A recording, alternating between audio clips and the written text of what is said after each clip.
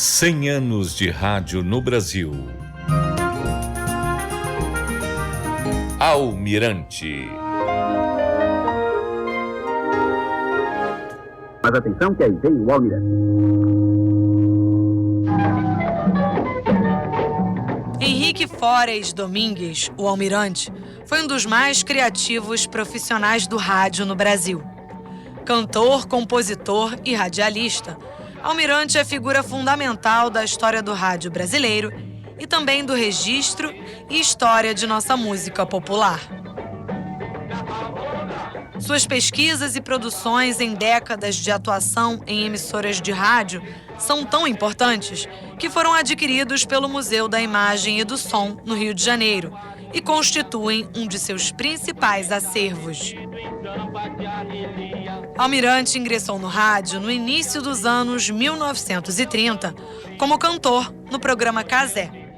Em 1935, criou o quadro Curiosidades Musicais. Ana Paz, cantora, violonista, compositora e pesquisadora. Curiosidades Musicais foi o primeiro programa de rádio a usar a técnica de montagem, considerado um marco na radiofonia brasileira. A técnica de montagem consistia na apresentação de músicas executadas ao vivo, intercaladas com textos redigidos e cronometrados previamente, uma dinâmica inexistente até então nos programas de rádio. Com o seu prefixo musical de sempre, aqui está mais uma vez no ar o programa Curiosidades Musicais.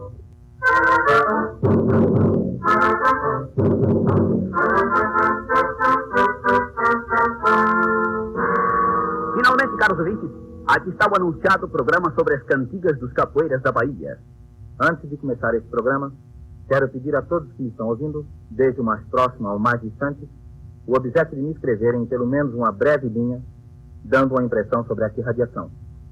O programa de hoje é produto de um ano de trabalho, um ano inteiro juntando cantigas, colecionando elementos, no intuito de estar aqui um dia, divertindo vocês com alguns fatos e algumas demonstrações inteiramente inéditas para muitos. A divulgação da música popular brasileira de todos os cantos do Brasil é uma das mais importantes contribuições da produção radiofônica de Almirante nas emissoras pelas quais passou, como Rádio Philips, Nacional, Record, Tupi, Globo e Clube do Brasil. Programas como Tribunal de Melodias, História do Rio pela Música, Instantâneos Sonoros do Brasil e História das Orquestras e Músicos, para citar alguns. Houve uma transição da abordagem do folclore para a música popular urbana nos programas de Almirante. A partir da década de 40, ele passou a se dedicar de forma mais sistemática à produção de programas de cunho histórico. Começou com a História das Orquestras e Músicos do Brasil, esse programa que aconteceu em meados dos anos 40, e a partir de 1947, com o pessoal da velha guarda, o programa contava com a participação de 3 conjuntos diferentes que se revezavam, cada um responsável em média por pelo menos 2 números musicais. A orquestra do pessoal da velha guarda, que executava arranjos de Pixinguinha, sob a sua regência, o grupo dos Chorões, no qual se destacava o bombardino de Raul de Barros, tocava choros e acompanhava cantores convidados como Ademil de Fonseca, Paulo Tapajós, Alcide Gerardi, Onésimo Gomes, o próprio Almirante, entre muitos outros. E Pixinguinha, com seu saxofone, formava a dupla com o flautista Benedito Lacerda à frente do Regional do Benedito, um dos mais célebres conjuntos da história da música popular brasileira, composto por Dino Sete Cordas, o violonista Meira, o cavaquinista Canhoto, Gilson no pandeiro e Pedro da Conceição na percussão. A Rádio Tupi e a Rádio Tamoio apresentam...